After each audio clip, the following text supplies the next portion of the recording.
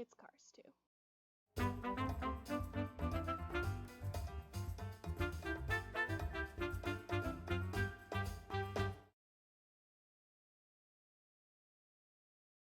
It sucks, the end.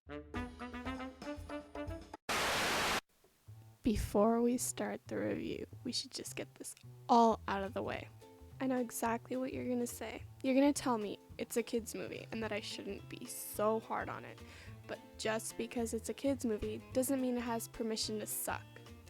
If you have a car, that doesn't mean you have permission to drive it. But you're gonna do it anyways, most of you. I hope some of you don't drive without a license. Yeah, that's bad.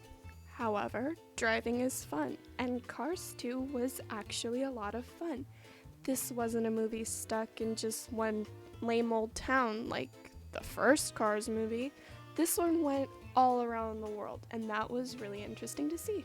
However, it was more focused on the character of Mater. His story arc was at least creative, so I'll give it credit for doing that for us.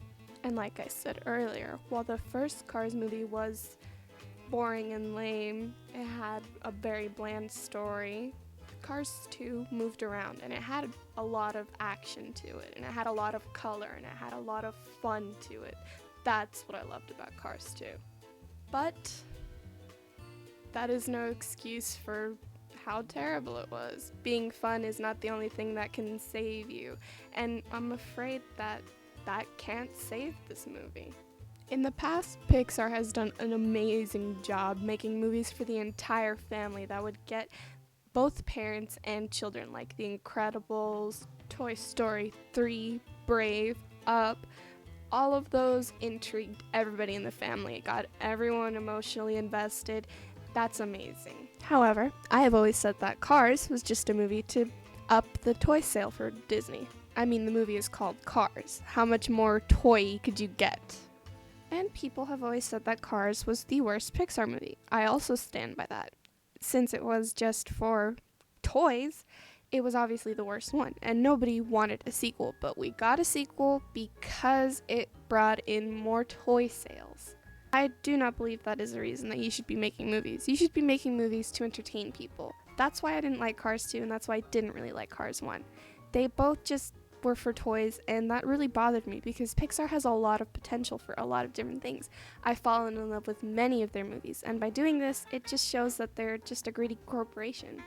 Cars 2 was the second worst grossing Pixar film, right before Bug's Life, and just barely escaping being better than Toy Story. And it did better worldwide, but only because European audiences actually asked for this movie, because they wanted a Formula One aspect of Cars. So thanks, Europe. This one also goes out to you.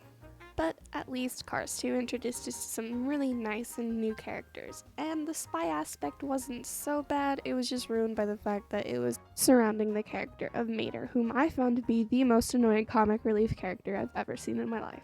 That is also a main reason why people did not enjoy this film.